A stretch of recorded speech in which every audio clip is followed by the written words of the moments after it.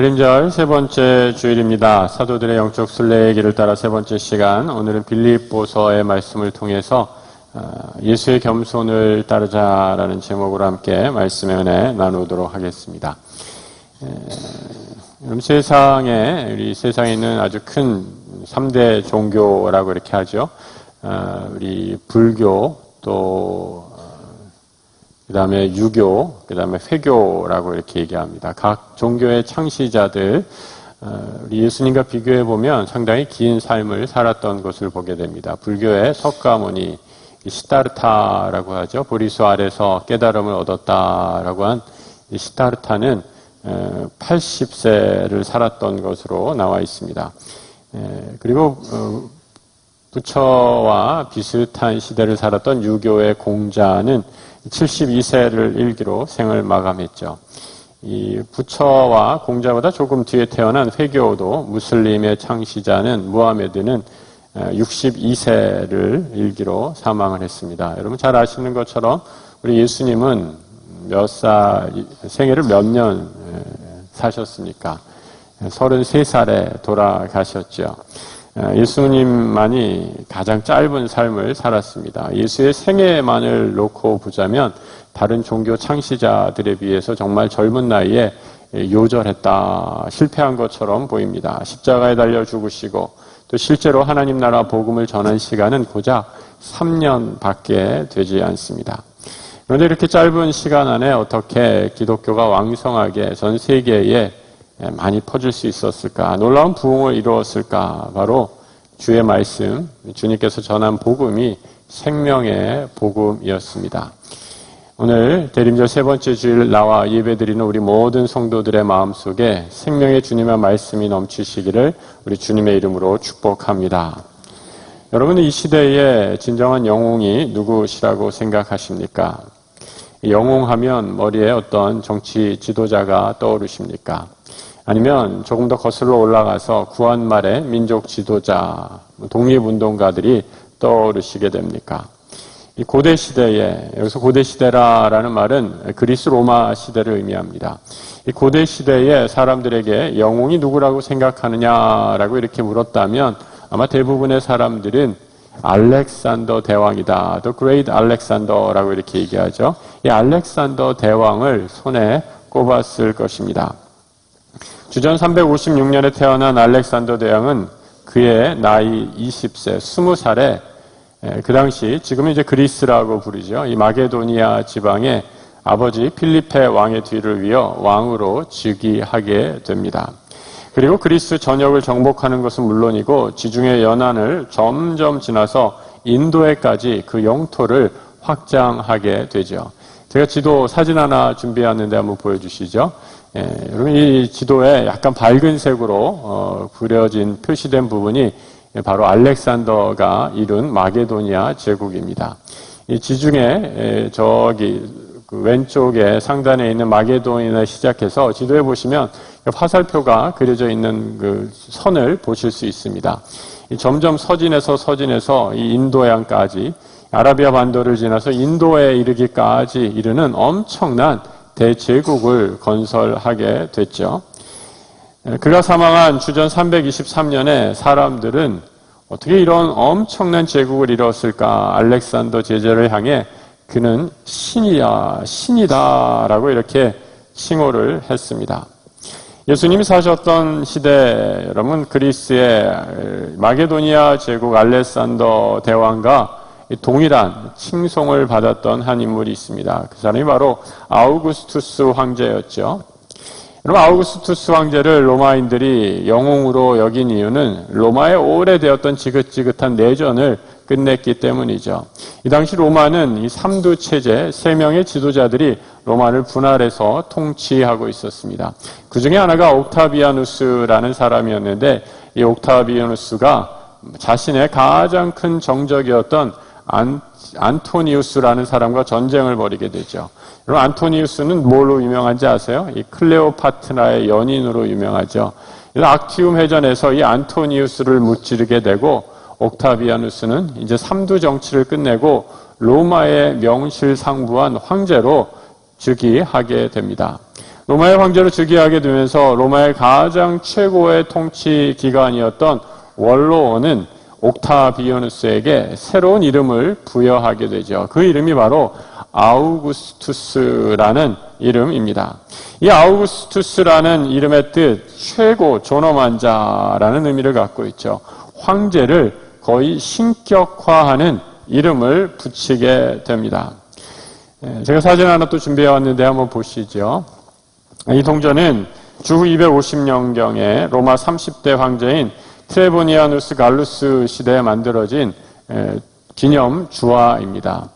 왼편에 보시면 황제의 얼굴이 드러나 있죠. 그 황제의 이름 트레보니아누스 갈루스라는 이름이 새겨져 있습니다. 그리고 오른편에 말을 탄 황제의 모습이 그려져 있죠. 제가 거기다가 이렇게 보라색으로 줄을 쳐놨는데 그 보라색에 있는 글자가 AUG, 아우구스투스라는 잘 안 보이실지도 모르겠는데 그 말의 라틴어 표기입니다. 그 앞에 써 있는 글자는 어드벤투스라는 라틴어로 coming, 오신다라는 그런 뜻을 갖고 있죠. 다시 말해 황제가 오시는 것을 기념하기 위해서 발행한 기념 주화입니다. 어드벤투스라는 말, 오심이라는 말은 바로 대림절 어드벤트의 기원이 되는 말이기도 하죠.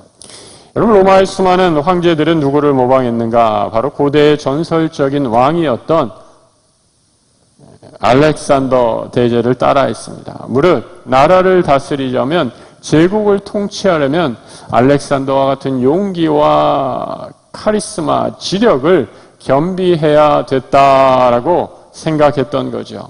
세상의 권세자들은 이처럼 자기를 드러내기 위해 동전을 찍어내고 인간이 줄 수 있는 최고의 칭호를 거기다 붙이게 됩니다. 아우구스투스, 최고 존엄한 자라게 되죠. 이런 북한의 김일성 부자 세습에도 동원된 동일한 정치 전략 아닙니까? 그런데 오늘 우리 주님을 기다리는 이 대림절에 주님은 이 땅에 어떻게 오셨습니까? 세상의 주관자들은 자신을 드러내고 권세를 나타내지만 이 땅에 오신 주님은 정반대로 행동하시지요.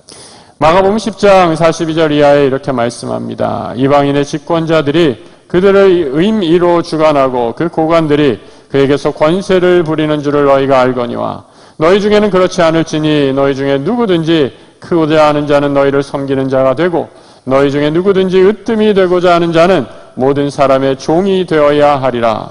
인자가 온 것은 섬김을 받으려 함이 아니라 도리어 섬기려 하고 자기 목숨을 많은 사람의 대속물로 주려 함이니라. 자신의 권세 그리고 그 힘을 드러내기 위해 온갖 노력을 다하는 세상의 왕들과 이 땅의 왕 중의 왕으로 오신 예수 그리스도와 얼마나 큰 차이를 발견하게 됩니까? 여러분, 성경에 보면 누가 선악을 구분하면서 내가 하나님과 같이 되리라 라고 이렇게 말했던 사람이 누가 있죠? 바로 사탄의 꾀임에 넘어가서 나도 선악을 구분하면서 하나님같이 되리라 라고 얘기했던 창세기 3장에 나오는 최초의 인간 아담이었습니다. 인간이 하나님과 같이 되고자 했던 교만, 그것이 가장 근본적인 죄의 뿌리였던 거죠. 구약의 하나님은 이스라엘 백성을 선민으로 뽑아서 구별하셨습니다. 나 여호와가 거룩하니 너희도 거룩한 민족이 되어서 이 땅 가운데 열방에 하나님의 거룩함을 드러내는 하나님의 백성으로 살 거라라고 이스라엘 백성을 따로 세우게 됐죠. 하지만 이스라엘도 하나님께 순종하는 길을 걷지 못했습니다. 최초의 인간이 걸어갔던 길, 알렉산더와 아우구스투스가 걸어갔던 교만과 자신의 영광을 드러내는 길을 따라가죠. 바울은 오늘 본문에서 오늘 본문을 향해 이 빌립보에 있는 교우들에게 이렇게 말씀하고 있습니다. 빌립보 교회 교우들에게 한 말, 오늘 본문 2장 5절의 말씀이죠. 같이 한번 읽어보겠습니다. 너희 안에 이 마음을 품으라. 곧 그리스도 예수의 마음이니.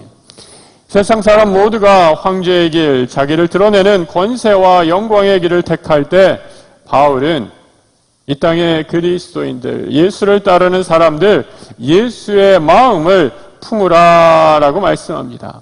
예수 그리스도를 통해 자기 희생과 사랑의 모범을 우리가 배울 수 있기 때문이죠. 그럼 바울이 예수의 마음, 이 마음을 가져라라는 그 예수의 마음이 어떤 마음이었습니까? 오늘 본문 이어서 7절에 이렇게 말씀하죠. 오히려 자기를 비워 종의 형체를 가지사 사람들과 같이 되셨다. 여러분, 오늘 빌립보 2장의 말씀은 굉장히 어려운 구절 가운데 하나이죠. 신약 성경학자들 가운데 굉장히 많은 논의를 했던, 지금도 끊임없는 논의를 하고 있는 구절 가운데 하나이죠. 이 구절 가운데 하나, 자기를 비우셨다라는 이 표현 때문에 그렇습니다. 신약 성경 전체에 걸쳐서 딱 한 번밖에 등장하지 않는 이 하팍스 레고메나라고 하는 딱 한 번밖에 등장하지 않는 난해절, 이 해석하기 어려운 구절 가운데 하나이죠. 자기를 비우셨다라는 말, 많은 사람들이 그렇게 생각했어요. 하나님께서 이 땅에 오셔서 자기를 비우셨구나. 이 땅에 인간으로 오시는 동안 하나님의 하나님 되심, 신성을 포기했구나. 그래서 인간으로 쭉 사시다가 십자가에 달려 죽으시고 다시 부활하신 후에, 죽음을 이기시고 부활하신 후에 다시 떠나갔던 하나님의 신성이 다시 돌아온 것이구나라고 이렇게 오해한 적이 있었습니다. 그런데 여러분, 이는 사도 바울이 예수에 관한 이해가 아니었습니다. 오늘 바울은 6절에서 이렇게 말씀하고 있죠. 그는 근본 하나님의 본체시나 하나님과 동등됨을 취할 것으로 여기지 아니하셨다라고 말씀합니다. 예수는 하나님과 완전히 똑같은 분이십니다. 무엇이 부족했던 분이 아니십니다.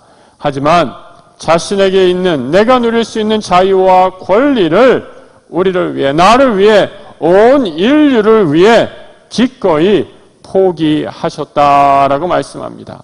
누릴 수 있는 권리 자격을 스스로 포기하심으로 우리를 위한 구원을 이루셨다라고 말씀합니다.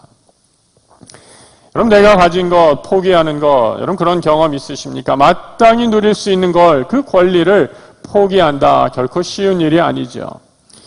미국의 보스턴이라는 동부의 도시에 가면 유리로 만든 6개의 탑이 있습니다. 이 탑은 2차 대전 때의 홀로코스트, 그러니까 유대인들이 독일 나치에 의해서 600만 명이 살해된 것, 참수당한 것, 희생당한 것을 기억하는 기념탑입니다. 한번 사진으로 한번 보여주시죠. 이 6개의 탑, 이 가운데 5개, 여기에 600만 명이라는 수많은 희생자의 이름이 정말 깨알 같은 글씨로 하나하나 적혀 있습니다. 그 앞에 홀로코스트라는 기념 글이 보이는지 잘 안 보이실지 모르겠어요. 그리고 마지막에 이 6번째 탑에는 한 사람의 이야기를 말해주고 있습니다. 이 라스베리라는 이야기가 적혀 있는 탑이 있는 것을 보게 됩니다. 이 라스베리라는 이야기의 주인공은 당시 폴란드에 살고 있었던 15살 난 소녀 걸다 와이즈만이라는 소녀입니다.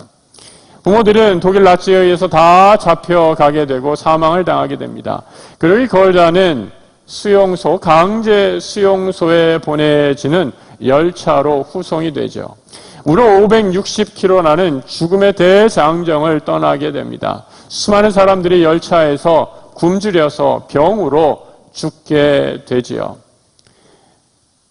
기적적으로 그 모든 열차를 다 그 여행을 마쳐서 마침내 전쟁이 끝나게 되고 미국군에 의해서 이 걸다가 발견되었을 때 이 걸다의 몸무게는 60파운드, 그러니까 환산하면 30kg를 조금 넘을 정도의 아주 뼈만 남은 그런 상태였다라고 이렇게 얘기합니다. 나중에 생존자가 되어서 이 걸다에게 어떻게 이 혹한 고난을 견딜 수 있었습니까? 이렇게 물었을 때 이 걸다는 그 열차 안에서 있었던 작은 라즈베리 열매에 관한 일화를 하나 설명해 주고 있습니다. 열차에 태워서 점점 어디로 가는지도 모르고 수십 밤낮을 끊임없이 가고 또 가고 사람들은 하나하나 죽어나가는 그 극심한 공포의 순간에 자기 친구가 주머니에서 작은 열매 하나, 이 라즈베리 열매를 하나 꺼내서 자기에게 건네주었다라는 거죠. 여러분, 도무지끼니라고는 할 수 없는 작은, 그야말로 라즈베리, 포도송이보다도 훨씬 더 작은 열매였지만 그 라즈베리는 굶주린 어린 소녀에게 수십억보다도 더 가치 있는 생명의 열매였다라는 거죠. 그 친구는 나 혼자서도 먹고 모자른 그 작은 라즈베리를 나를 위해 기꺼이 내어주었습니다. 그리고 나는 그 사랑 때문에 그 엄한 고난의 시간을 곧 견딜 수가 있었습니다. 라고 증언하고 있습니다. 저는 이 이야기를 들으면서 성경 말씀, 주는 것이 받는 것보다 더 소중하다라는 말씀이 정말 이런 것이구나 다시 한번 확인할 수 있었습니다. 여러분, 우리가 가진 것, 작은 것을 드릴 때, 포기할 때 생명의 역사가 일어나는 것 아닙니까? 나의 것을 희생할 때 하나님을 살리시는 역사를 경험하게 되죠. 우리 주님은 자신의 것을 취하지 않으셨습니다. 아들됨을 버리시고 기꺼이 우리와 똑같은 인간이 되셨다라고 말씀하죠. 낳고 천한 구유에 나셔서 십자가의 사명을 감당하셨습니다. 이 십자가의 사명으로 우리가 살아나는 구원의 역사가 이루어진 것입니다. 성경은 오직 하나님만이 사람을 높이시고 낮추시는 전능하신 분으로 말씀하고 있습니다. 그런데 교만한 인간은 늘 스스로를 높이려고 하죠. 성경에 수많은 교만한 사람들의 이야기 얼마나 많이 있습니까? 그중에 대표적인 사람 가운데 하나가 바로 바빌론의 왕 느부갓네살 왕입니다.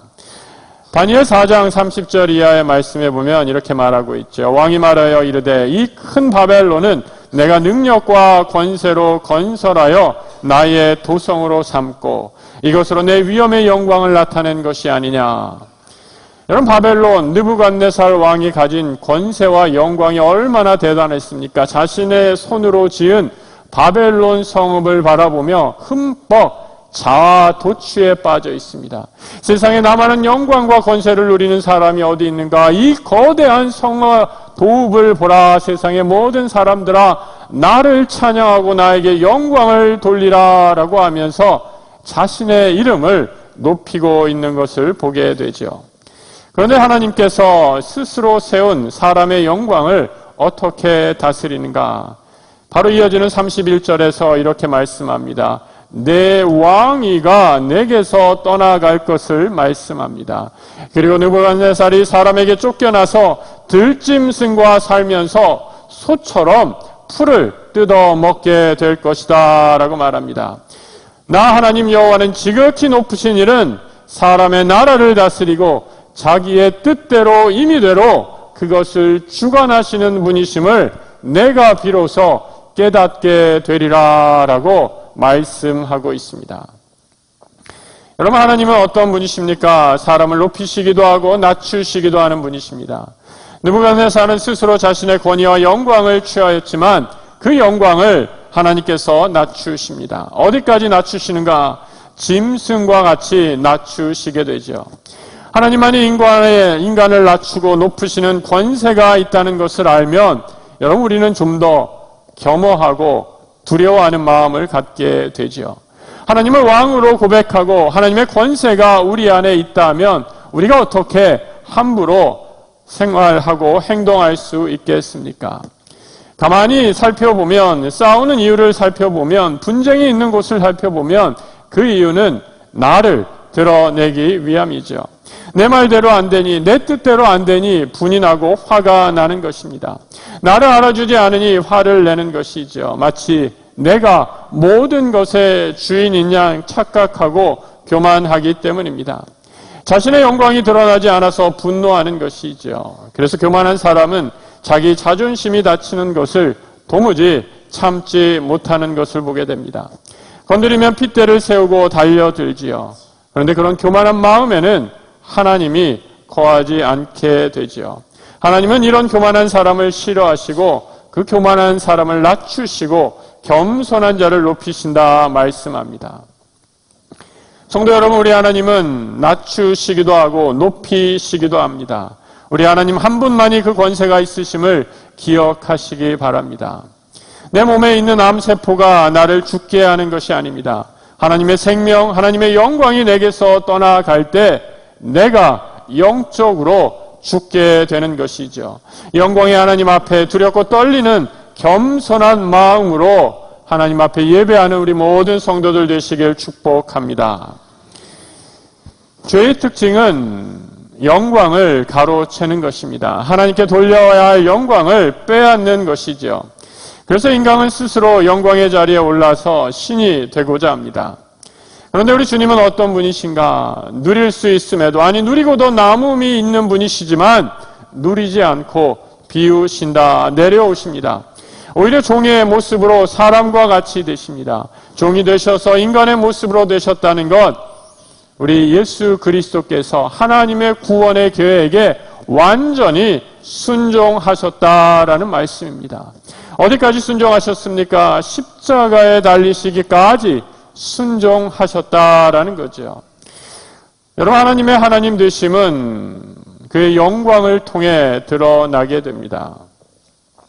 여러분, 세상의 영광과 권세를 누리고 있는 사람들 한번 보시기 바랍니다. 얼마나 대단한 영광과 권세, 우리가 바라보면서 때로는 부러워하지 않습니까? 나도 저런 영광과 권세를 지녔으면 좋겠다라고 부러워하지 않습니까? 하물며 천상의 영광 생각해 보시기 바랍니다. 얼마나 더 대단하겠습니까? 사탄도 그래서 예수를 유혹할 때 천하만국의 영광을 다 보여주게 되죠. 그리고 내게 엎드려 절하라 라고 이렇게 얘기하는 것 아닙니까? 인간이라면 이 영광의 유혹에 버틸 사람이 누가 있겠습니까? 그런데 우리 주님 어떤 분이셨습니까? 천상의 영광을 포기하고 이 땅에 오시는 분이 그깟 이 땅의 영광과 권세에 무너지실 이유가 없었지요. 바울은 모든 영광을 버리시고 십자가에 지시기까지 순종하신 이유를 고린도후서 5장 18절 이하에서 이렇게 말씀하고 있습니다. 우리 한번 같이 한번 읽어보겠습니다. 그가 그리스도로 말미암아 또 우리에게 화목하게 하는 직분을 주셨으니 곧 하나님께서 그리스도 안에 계시사 세상을 자기와 화목하게 하시며 그들의 죄를 그들에게 돌리지 아니하시고 화목하게 하는 말씀을 우리에게 부탁하셨느니라. 우리 주님은 하늘의 영광을 치우시지 않으십니다. 그리고 이 땅의 영광에도 관심이 없으시지요. 우리 주님이 그 모든 것을 버리실 수 있었던 이유 단 하나, 하나님과 우리를 화목하게 하기 위함입니다. 인간의 몸을 입으셔서 세상의 모든 죄를 그리고 자신의 몸에 담당하십니다. 예수 그리스도의 자기를 내어주는 사랑을 통해 우리는 생명을 살리는 참 사랑이 무엇인지 그 사랑의 하나님을 비로소 만나게 되죠. 바울은 9절에 이러한 예수를 하나님이 그를 지극히 높여 모든 이름 위에 뛰어난 이름을 주셨다라고 말씀합니다. 아들의 권세로 아버지와 똑같은 영광을 누릴 수 있는 성자 그리스도가 그 모든 영광을 버리시고 죽기까지 순종하셨기에 하나님은 가장 높은 이름을 성자 예수 그리스도에게 허락해 주셨다라고 말씀합니다. 여러분, 세상에 하나님보다 더 뛰어난 이름이 있을까요? 유대인들은 하나님이라는 이 이름을 함부로 감히 부르지도 못했습니다. 그래서 아도나이, 주님이라고 고쳐서 불렀죠. 여러분, 그 하나님이라는 이름에 영광과 권세가 있기 때문이죠. 함부로 부를 수 없는 이유입니다. 그런데 하나님은 자기를 비워 죽기까지 순종한 이 아들 예수 그리스도에게 가장 뛰어난 이름을 주셨습니다. 그 이유가 무엇이었는가? 오늘 본문 10절과 11절에 이렇게 말씀하고 있습니다. 하늘에 있는 자들과 땅에 있는 자들과 땅 아래에 있는 모든 자들로 모든 무릎을 예수의 이름에 꿇게 하시고, 우리 11절 같이 한번 읽어보겠습니다. 모든 입으로 예수 그리스도를 주라 시인하여 하나님 아버지께 영광을 돌리게 하셨느니라. 여러분, 바울이 이 9절, 오늘 본문의 10절과 11절은 그냥 생각이 나서 쓴 것이 아닙니다. 사도 바울은 어떤 사람이었는가? 구약의 아주 해박한 그런 학자였죠. 바울은 누가 건들면 하나님의 말씀이 튀어나오는 그런 말씀의 종이었습니다.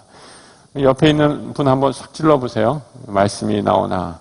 우리는 누가 탁 찔르면 왜 그래? 왜 찔러? 라고 이렇게 화가 날지 모르지만 사도 바울은 그렇지 않은 분이었어요. 누가 찌르면 정말로 하나님의 말씀으로 살아가는 그런 분이었죠.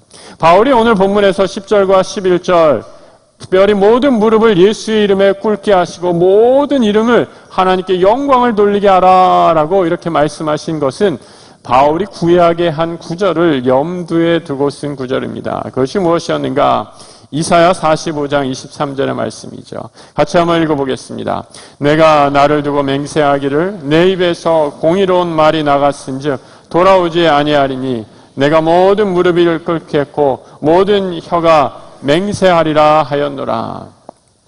모든 무릎이 하나님 앞에 꿇어지겠다. 모든 혀가 내 앞에서 맹세하리라 라는 이 구약의 말씀, 바울은 이 구약의 말씀을 염두하면서 오늘 빌립보 2장 10절에 모든 무릎을 이제는 예수의 이 무릎에 꿇게 하시겠다. 그리고 모든 입들, 그 혀들이 예수 그리스도를 주라 시인하여 하나님께 영광을 돌리게 할 것이다. 이 이사야서의 말씀이 이제 온전히 이루어지게 됨을 발견하게 되죠. 여러분, 우리 하나님은 어떤 분이십니까? 우리 하나님 누구와 당신의 영광을, 그 거룩함을 나누시는 분이 아닙니다. 아니, 나눌 수도 없죠. 어떻게 하나님의 영광을 인간이 나눌 수 있겠습니까? 하나님의 말씀이 그래서 한번 선포되면 그 말씀에 모든 무릎이 꿇어 엎드려지며 모든 혀가 잠잠해지는 권세와 능력과 영광의 말씀입니다. 세상에 어떤 인간도 하나님과 영광을 나눌 수 있는 존재는 없습니다. 그런데 오늘 하나님은 바로 그 하나님의 영광을 예수 그리스도와 나누시겠다라고 말씀합니다. 하나님과 함께 영광을 나눌 수 있는 그리스도, 바로 그분은 하나님과 본질적으로 동등한 분이시기 때문이죠. 그래서 십자가의 죽음은 잠시 예수께서 하나님 되심을 포기하신 사건이 아니라 참 하나님이 자기를 비우시기까지 스스로 겸비하신 참 사랑의 놀라운 은혜입니다. 바울의 시대 수많은 사람들은 지금도 마찬가지이죠. 알렉산더 대왕과 아우구스투스처럼 신과 같은 영광의 길을 누리는 그 영웅을 사모하며 그 길을 추구합니다. 그 누구도, 지금 모든 사람들도 이 땅의 영광을 추구하는 사람, 하나님이 갈릴리에서 나신 목수의 아들로 십자가에 달려 돌아 죽어가셨다라고 생각하면 여러분, 그 예수를 좋아할 사람 별로 없습니다. 오늘날 우리는 어떤 예수님을 원하고 계십니까? 나를 세상의 길로, 영광의 길로, 출세의 길로 이끌어줄 예수를 기다리지는 않으십니까? 여러분, 만약에 우리가 아기 예수의 탄생을 기다리는 이 대림절에 예수가 나에게 세상의 영광을 가져다 줄 것으로 믿는다면 우리는 이 시간 사도 바울이 빌립보 교우들에게 했던 그 말씀을 다시 깊이 묵상해 보아야 합니다. 너희 안에 이 마음을 품으라. 그리스도 예수의 마음이니. 너희 안에 이 마음을 품으라. 그리스도 예수의 마음이니. 우리가 예수의 마음을 담고자 한다면 우리의 신앙생활, 우리의 교회, 우리의 하루하루의 삶이 달라져야 합니다. 나의 생각, 나의 주장을 앞세우기 전에 나를 구원해 주시고 모든 것을 비우신 예수의 마음을 담기로 다짐하며 아기 예수의 탄생을 기다리는 이 대림절 맞으시길 우리 주님의 이름으로 축복합니다.